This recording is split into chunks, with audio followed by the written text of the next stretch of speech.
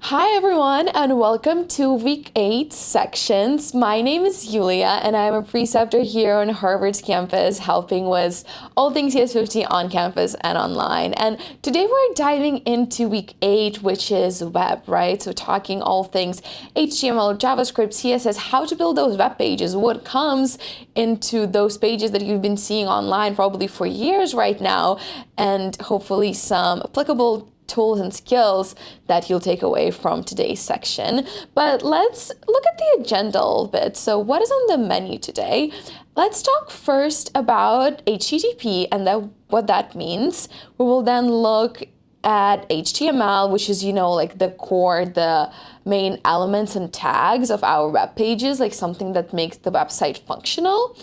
And then lastly, we'll jump into CSS and JavaScript. So CSS is all things stylistic, so like how to make our web pages look pretty, changing the fonts, the colors, titles, and JavaScript is what makes the website a little bit more interactive, right? Not just the static pages that gets rendered in your browser, but somewhere we can click and poke and see some dynamic results outputted on the page. So looking at HTTP first, like what does it stand for? And HTTP stands for Hypertext Transfer Protocol. And this is the protocol that allows sort of like your computer to interact with the server and actually render those web pages, right? Like sort of output what you're seeing on the screen. And in particular, what is really helpful about it is HTTP server, which is the command that we're going to run quite frequently this week, just so that we can actually see the output, the product of those web pages that we're building together. And what HTTP server does is just setting up a local server where you can test your files, your web pages, instead of having to, connect it to the bigger server like the big websites do. So a very helpful tool that we will use all of this week. And probably if you're developing any sort of website, this would be really in handy to test things locally before you push it into the big world. And then a big chunk of our time will be spent on HTML, which is what we're going to jump right in right now. So before we get started with some of the, theoretical stuff, let's actually poke around in one of the HTML files that I brought with us today. So I'm going to flip my screen and let me zoom in a little bit here. So what we see on the left is an HTML file, and on the right, I already called an HTTP server command in the terminal right here. So that's why I already have a web page rendered, just so that we can compare it one by one. We will skip the style part for now. We're going to get back to it in a second, but let's look at some of the components of the HTML sort of like part itself. So what we can see right now is a bunch of different tags, right? And it's already sort of like indented and they have some text in them already, but what do they actually mean? We'll see a sort of better visualization in the slides in just a second, but this is how HTML files are generally structured. So we have an HTML tag that sort of like opens up the file and let us know that like this will actually be an HTML file and for computer to look out for those tags. And then comes all the other ones. So head and body are the two sort of like big sub tags that encapsulate some information. Inside of body is actually the table that we see right here on the right. And maybe let me zoom in a little bit as well, if it'll let me. Okay. And these are all the elements that help us create the table that we see on the right. And let's go back. Let's pause here, and I know it might be confusing, but let's go back to the slide and maybe see a better visualization of what's going on. So here is how we can think about HTML as sort of like a tree, right? Instead of seeing all of that code, this is how we might want to visualize it. And in fact, HTML is structured like a tree with some parent tags and then the child tags that go off of them. And so as we just saw, in the beginning of every HTML file, we will have the opening HTML tag. This is what is helping computer understand that this is actually an HTML file that it's going to look at. And then, as I mentioned, it is split into a head and body. And the difference is that head contains that metadata, like something that is not necessarily visible to the user, but something that is really helpful for the file and for the computer. For example, the title of your web page or the style, so those CSS attributes that we're going to talk about in just a second. You can also put script inside of the head, or you can also put it inside of the body, and we will talk about the choices around why and how. And then on the right-hand side is the body, which is probably the part that you will end up working with the most, because this is where all of the juicy, detailed stuff is happening. So one part is the script, and we're going to touch on that in the very end when we're talking about JavaScript. But let's focus on the table part for now. So obviously this is not the entire tree that we just saw in the HTML file. So if we take another step into it and dive deeper, this is what we might see sort of like underneath the hood. And let me make this full screen and talk about all of the elements that we see here. So the same concept as, opening was the body tag.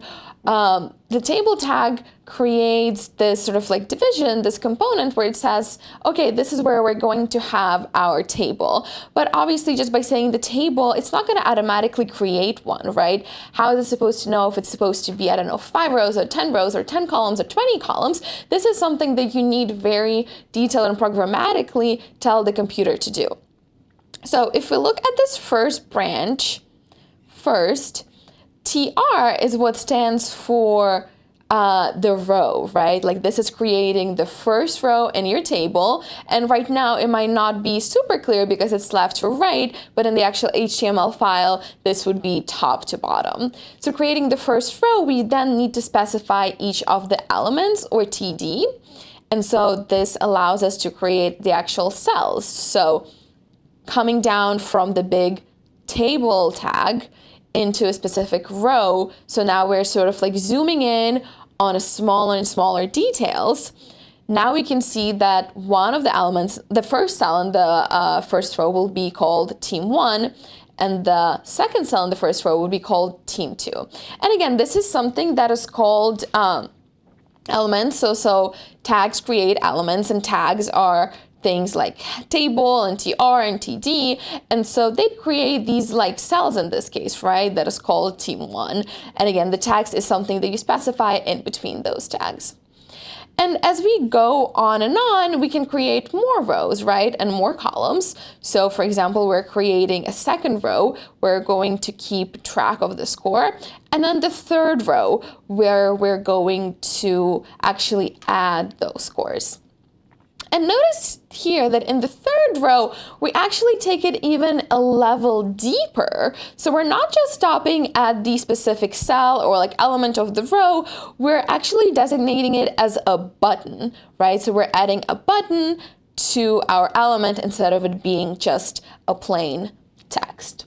And so if we go back to our CS50.dev, right, this is exactly what we're seeing here. So inside of body, we have a table tag that sort of says, hey computer, here's where the table is going to be.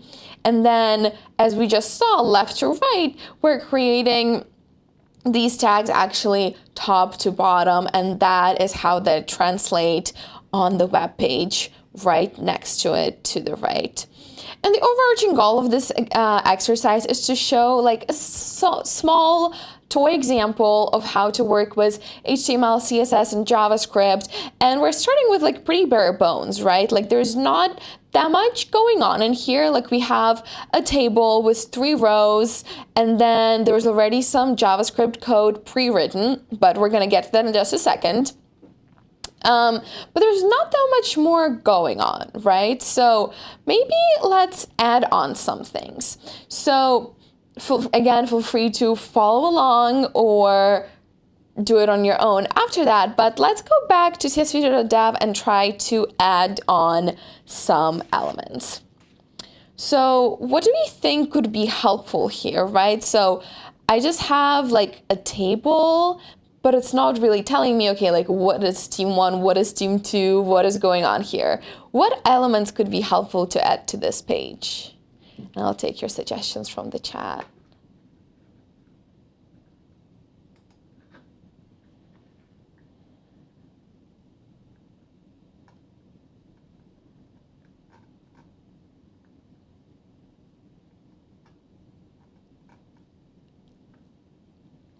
Okay, so yeah, we're gonna get to colors in just a second, but maybe some of the things that we could add would be, for example, having a header, right? So something on very top of the page that would tell a user that will be looking at it, you know, exactly what is going on.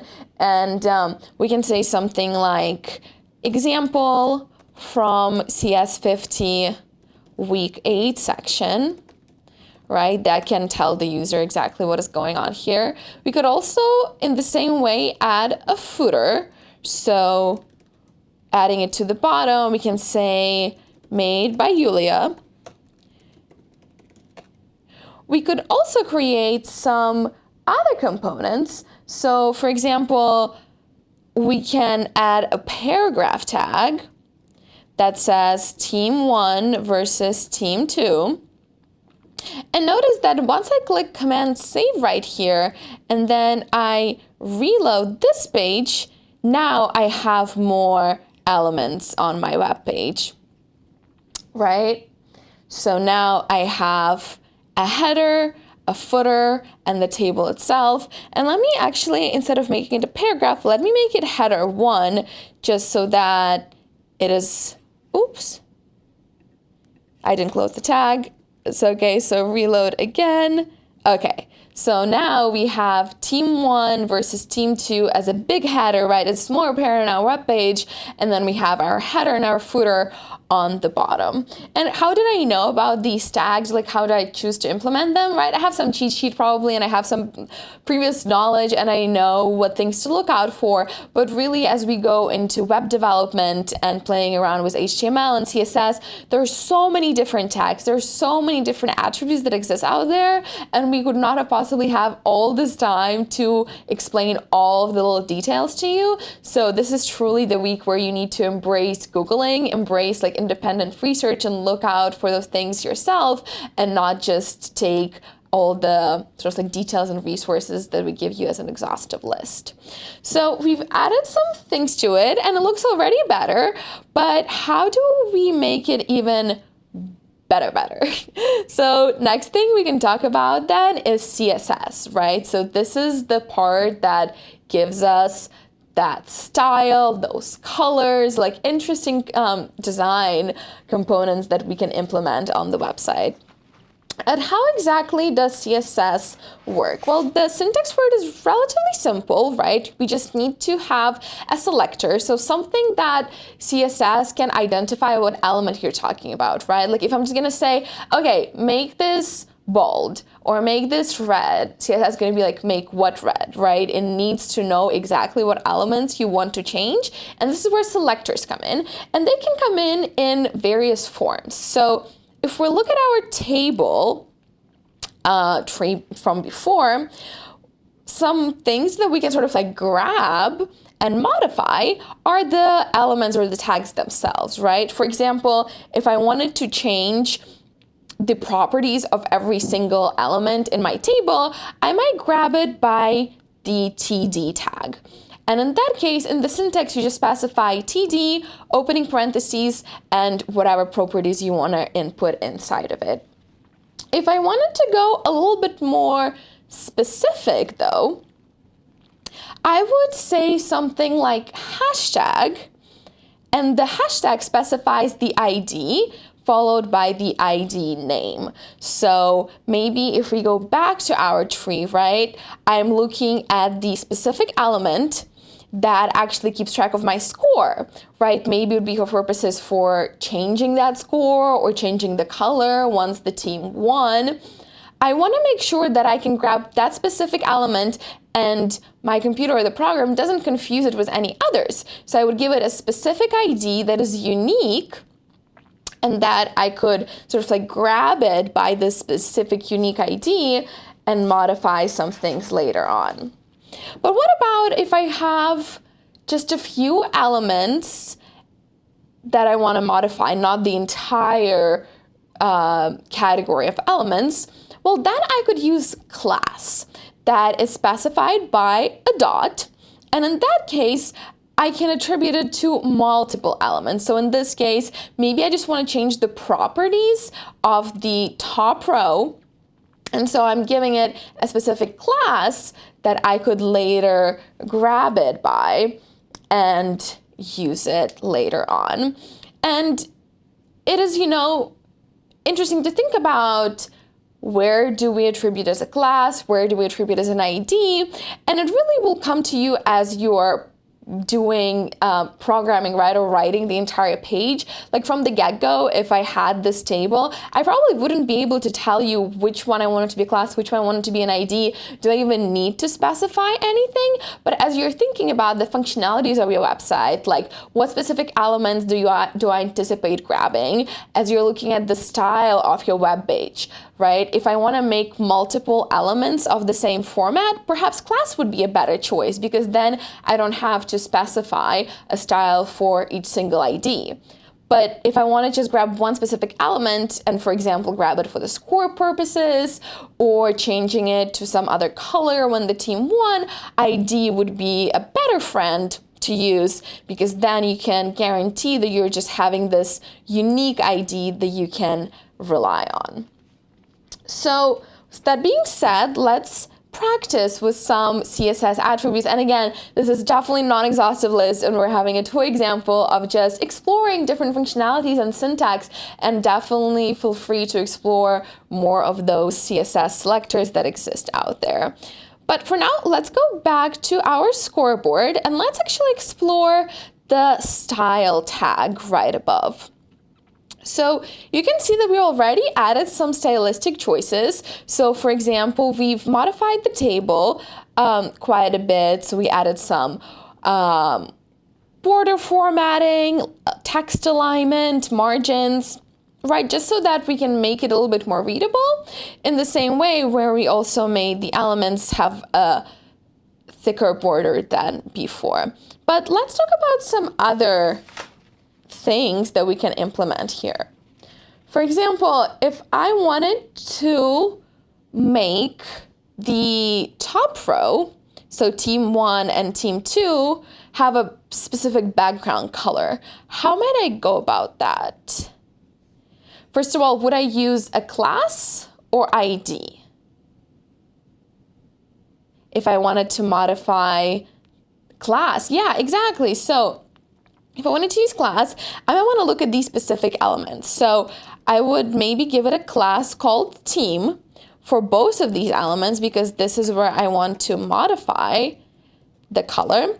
And then I would go back to my style tag, and inside of it, I would specify those CSS attributes. So for example, I'm using class, so dot is how I would tell the computer that it's actually a class, not an ID. And then just following the syntax, let's change the background color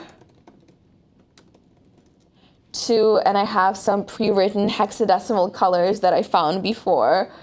Let's see, D8, BF, DF, semicolon. Let's save this. Let's reload this. Oh, okay, so I made a mistake. So I said dot class, but my class is equal to team. So I need to say dot team to actually specify the class. And if I reloaded, now I see that the color is actually changed to this light purple color that now we have on the first row. Okay, and if I wanted to maybe differentiate between the team 1 score and the team 2 score, and maybe have team 1 be the blue team and team 2 be the red team, right? I want to have different colors for those two elements. So in this case, would I use ID or class?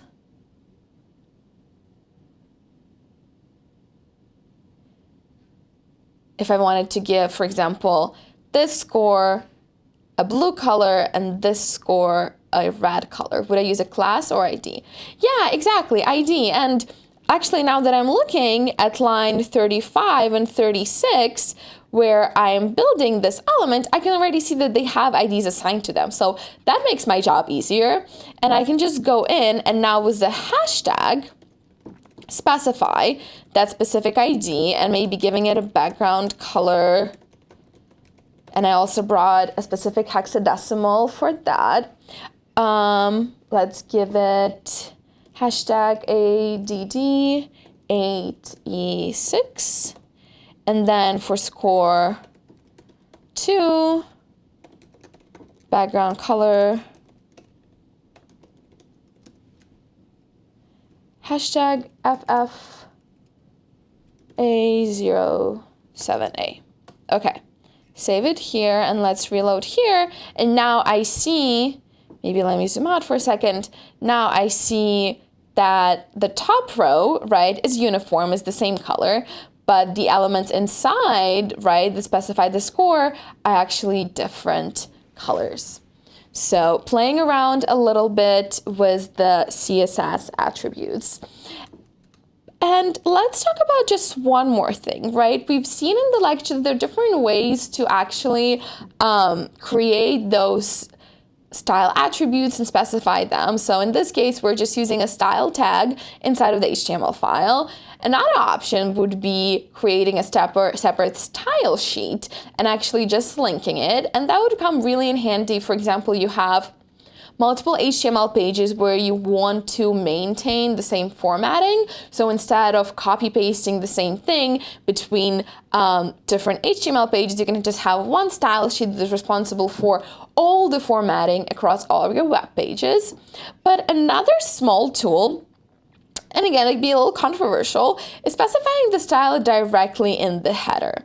For example, if I wanted my H1 header, right, team 1 versus team 2 to be center aligned, I could specify the style directly inside of my tag. So specifying text align, center, semicolon, quotes, I can create that CSS formatting right inside of my tag. And if I reload it now, team 1 versus team 2, the header aligns on the center and is now right above my table. Okay, and again, there are definitely like various ways you can create the CSS attributes, but these are just some of them. And let me pause here and ask, what questions do we have about HTML or CSS so far? Okay, so let's see. Yeah, so someone asked, can you change the style sheet on the HTML file itself for the updates and minor changes, for example? You can definitely have like a master CSS sheet that is between the web pages, and then having some specific ones to your HTML page. For example, like I did over here, I like specified it directly in the tag. There might be some restrictions on, you know, which one comes first, and that's something that you might want to play around with and find out, you know, if formatting inside of the style sheet overrides what is inside the tag or the other way around. That can be a fun exercise to explore. Okay, any other questions?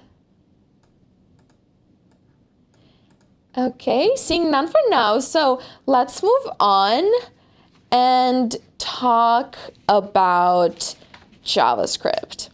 So, as I mentioned in the beginning, JavaScript is what really allows us to make these static web pages, right, really interactive. So far, we haven't really modified anything much, right? We played around with some colors, some alignment, formatting, but there haven't been like any, you know, like major dynamic things that we could do with the website so that it's more interactive. Well, this is where JavaScript comes in handy, but how does it actually, you know, how do these all three languages connect together? Well, this is how we might pull it all together. So remember how in the very beginning, I was using the word like grab or select. And this is where I was sort of hinting about JavaScript, but this is just like a little preview of what the syntax might look like. So again, thinking about the tree and our elements, let's go over how exactly how JavaScript is able to grab these elements and modify them. So notice how the line of code starts with document. And this is exactly what we're seeing in our tree, right? On the very top, every HTML file will start with this like top to bottom approach, where in the very beginning, we have the document that specifies that it will be HTML, and then it is going top to bottom, looking at every single level until we reach, for this case, the exact ID that we were looking for, #add1. Right? So even if it's not like, there's a little bit of magic behind it, right? You're just saying, okay, grab this ID, but how it is actually going on, it is actually just tracing the entire tree, looking for the specific ID that you specified to it. And that's just grabbing it, right? That's just sort of recording it in the memory, being like, okay, we grabbed that element, but now what can we do with it? And this is where the events come in, right? And that's something that David also talked in the lecture. There are so many different events that you can specify.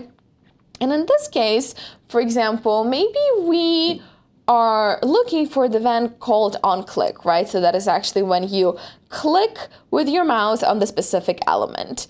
And since we read everything left to right, this would literally be look at the document, then select the specific ID, #add1, because this is what we put in the parentheses, and then look out for event onClicked. So that would be just, anticipating something and taking some action after the event occurs. But what other changes can we make? So another one is called .innerHTML. And again, we're reading it left to right. So looking at it one step at a time, in this case, we would grab some specific element with the ID _1, and then we would modify that innerHTML and looking at the specific score. And in the beginning, remember, we just set the score to 0, but now using these JavaScript tools, we can actually make it a little bit more dynamic, right? And we'll actually go back to the web page and see how some of these dynamic changes are already implemented, but we will certainly add on more to them. So let's go over here and let's actually scroll to the part that I was hiding a little bit in the beginning, right? So this is where sort of like all the JavaScript magic is going on. So let's go through it line by line. So notice that first we have the script tag. And as you might remember in the beginning, I mentioned that it can be either on top or on the bottom. And the choice would really come from the functionalities that you're hoping to implement in that script. If it is something that you would want to implement like even before sort of the user interacts with the web page or it loads, then you might want to put the script on top of the HTML file. But if it is something that you would, some functionalities that you would hope to implement after the web page is loaded, putting it on the bottom is more handy, because if I put this code on top, when it's running, for example, line 60, it wouldn't even know what #add1 is because we haven't reached that point in the HTML file yet. And of course, there's also a third option of isolating JavaScript completely into a third file where you're implementing all this code. But let's focus on this for now, and let's go through it one by one. So again, funky JavaScript syntax that is really very translatable to what we've been doing in C and in Python so far. So in the very beginning, we're setting up two variables, team1 and team2, that are helping us keep the score of the current team. And then after that, this is where we have those, events and the query selector. So we're grabbing the element #add1, and it would be this button right here because that is what we specified. And then after it is clicked, what is going to happen is we will increment team 1 by 1. And then we, of course, need to reflect it on our web page, right? If I'm just leaving it on line 61, nothing's going to be reflected on the web page. It's going to go somewhere, you know, like in the backstage, but I'm not going to see it on the web page. So that's why the line 62 action is so important for actually displaying it on the web page and changing that inner HTML.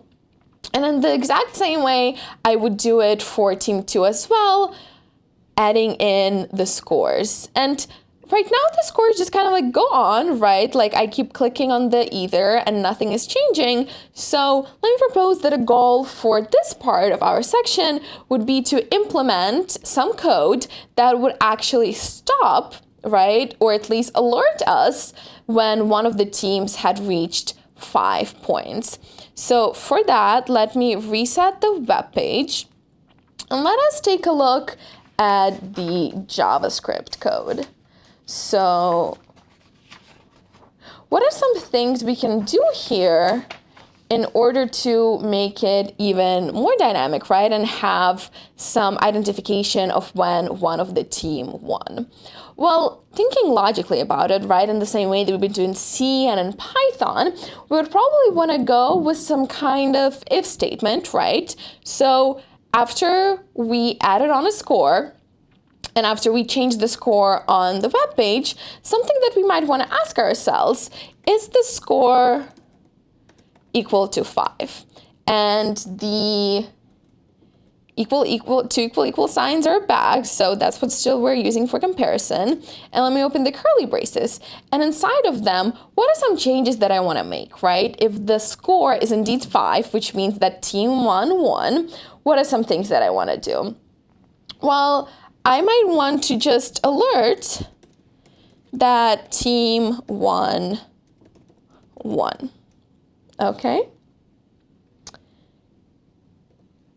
And then same for team 2, I might check their score. And if they did win, let me indent this, I would alert that team 2 won. All right, so let me save this. Let me reload the web page. And now if I get to 5, hopefully I see an alert, which is nice, right? Like right now it stops and it is showing us that team 1 had actually won. But let's talk about some other ways to do it, right? Like the alert is nice, but there's nothing much else going on. So let me propose that we can do something better, and let's try to test it on team 1 for now. What if I wanted to implement some kind of like alert right on top of my table?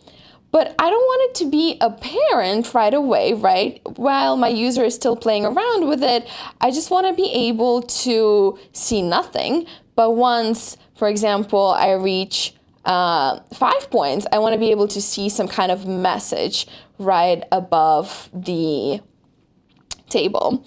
And this is where, again, the ability of grabbing by the IDs and having this JavaScript dynamic feature is really helpful. So what I'm going to do is I'm actually going to create an empty tag right under my header. So I'm going to create just a paragraph tag, and I'm not going to put anything into it because I want it to be empty as soon as the page loads, but I will specify its ID so that I can find it later on. And I'm going to call it feedback. And what's going to happen inside of the JavaScript code is, instead of just using the alert that we just saw, I might do something like this. Document, query selector. Let me look at the code that I have. Query selector, ID feedback. So hashtag feedback. And then changing its inner HTML or the text inside of the tags to team 1 won. Semicolon, let me save this, let me reload the page. And now if I reach 5 points for team 1, I should see a message that pops up right here, right? It wasn't there before, but given the JavaScript functionalities and this like dynamic features, we were able to add on this message that only pops up once some condition is fulfilled. And just for consistency's sake, let me copy this over to team 2, just changing the message. But what are some other things we can do? Well, what if I wanted to change the background color, right? So maybe after team 1 wins, I wanted score to become green, and then team 2's score to become red, or the other way around. These are also things that I can specify. So in a very similar way, I would grab first document. Inside of that document, I would select a specific element by its ID. So in this case, it would be score 1. And then I would specify that I want to change the background color to green if the team won.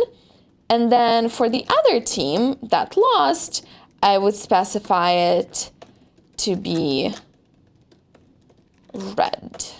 So selector, ID score 2, background color equals red. And let me just copy this over for the other element as well. And I'm just going to change this to red and this to green. And let's cross our fingers and reload. So if I'm hitting this, maybe a little bit for team 2, but ultimately I want to hit 5 for team 1. Did I misspell something? So I see the message, but I'm not seeing the color change. And that actually might be because I already have some color preset up right here. So maybe for the sake of the example, let's change these to the button colors and then see if we can have this work. Okay, so what I did right now is just change the IDs to the IDs of the buttons. So see how the color swapped a little bit. So now let's see if the code that I tested before will actually work. All right, let's try to hit 5 for team 1. Okay, I'm seeing the message, but I'm not seeing the color change.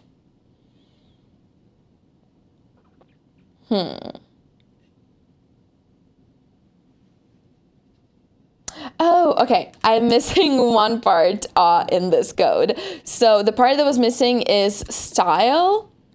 So we need to specify that we're looking at the document, we're grabbing a specific element, and then we're actually changing the style of that element. And let's try this one more time. So reload, get some score for both teams, but then try to hit 5 for team 1, and yay, it works. Let me zoom out, and we see the message that popped up on the very top, and then the color changed inside of the cell scores that would indicate that, again, team 1 won and team 2 lost. So actually, I didn't need to go and change the CSS attributes that I did before. It was just a little mistake that I missed the sort of like the style part inside of my JavaScript code. Okay.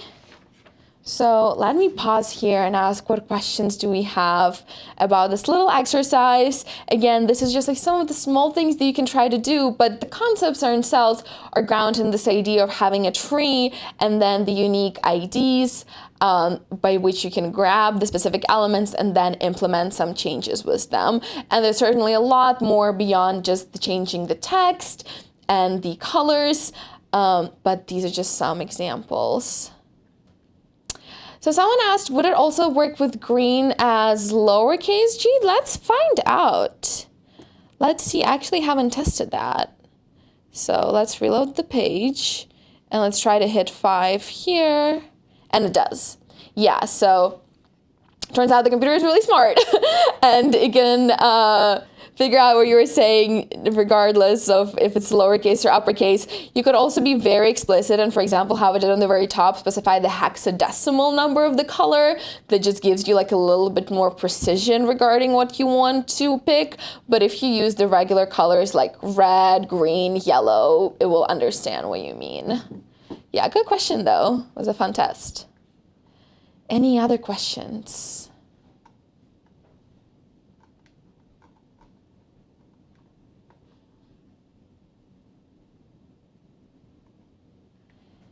Any other questions that we have so far?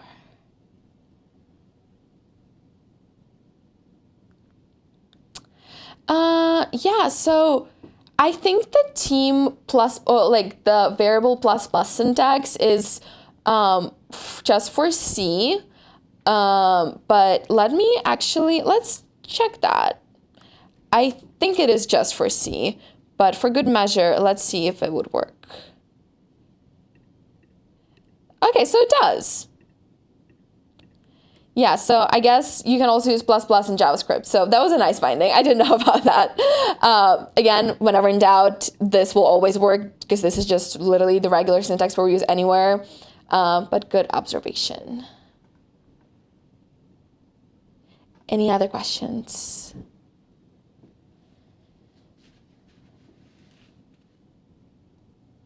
Okay. So thank you so much for joining us today. This was HTML, JavaScript, CSS, and all things web development. Hopefully this gives you a little taste, right? A preview of all the things you can accomplish in web development using these tools.